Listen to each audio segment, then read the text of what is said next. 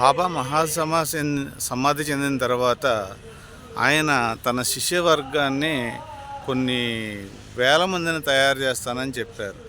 ఇగోండి వారందరి సమాధి మందిరాలు ఇక్కడే కట్టబడి ఉన్నాయండి. ఇగో ఇక్కడున్న ప్రతి దర్గాలాగా కట్టబడి ఉంది. అన్నీ కూడా బాబా వారి యొక్క శిష్యులే అండి.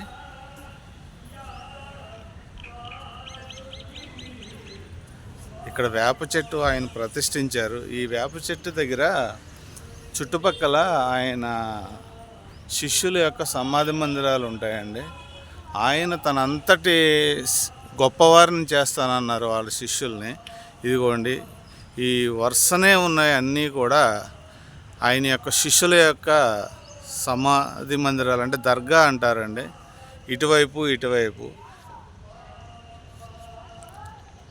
ఈ మహాసమాధి ఒక 30-40 ఎకరాల్లో ఉంటుందండి. ఇది కూడా ఒక గేట్ అండి. ఇది ఎగ్జిట్ గేటు. ఎంట్రన్స్ గేట్ కూడా ఇలాగే ఉంటుందండి. మీకు ముందు చూపించాను ఎంట్రన్స్ గేటు. ఇంకా గుడిని చాలా బాగా డెవలప్ చేస్తున్నారండి, మసీదుని అలాగే దర్గాని కూడా.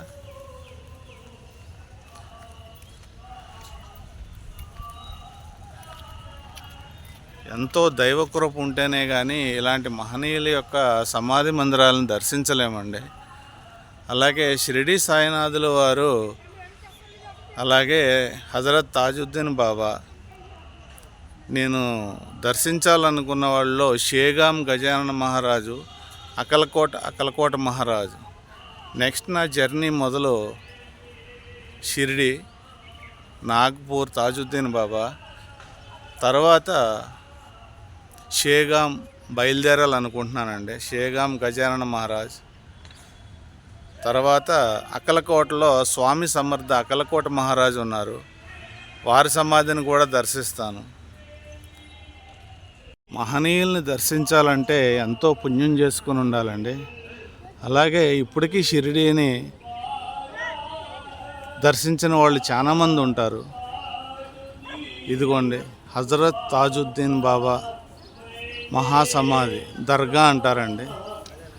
ఇక్కడ ముస్లిమ్స్ అందరూ వారి కోరికల్ని బాబావారితో చెప్పుకుని ప్రార్థనలు చేస్తారండి. నా అదృష్టం ఇంతమంది మహనీయులను దర్శించగలుగుతున్నాను. అది నా గొప్పతనం కాదండి, ఆ సాయినాథుని యొక్క కృప. ఇక్కడ బాబావారికి సమాధి చేసిన తర్వాత ఆయనకి గుర్తుగా 2 జెండాలు పాతారండి. ఇగో ఇక్కడే ఉన్నాయండి 2. మహమ్మదీయుల యొక్క చిహ్నంగా వారు ఈ జెండాలను పాతారండి.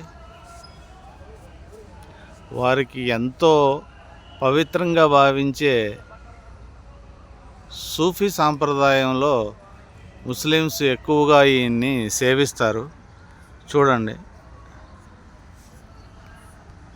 ఇది బాబావారి సమాధి. దీనికి ఎదురుగా ఉన్న ఈ జెండాలను 2 ఎంతోమంది భక్తులు దర్శించి వాళ్ళ కోరికల్ని అక్కడ కోరుకుని తాళ్ళు కానీ ఏదైనా వస్తువులు కానీ అక్కడ కడతారండి. వాళ్ళ కోరికలు తీరిన తర్వాత మళ్ళీ వచ్చి మొక్కు తీర్చుకుంటారండి.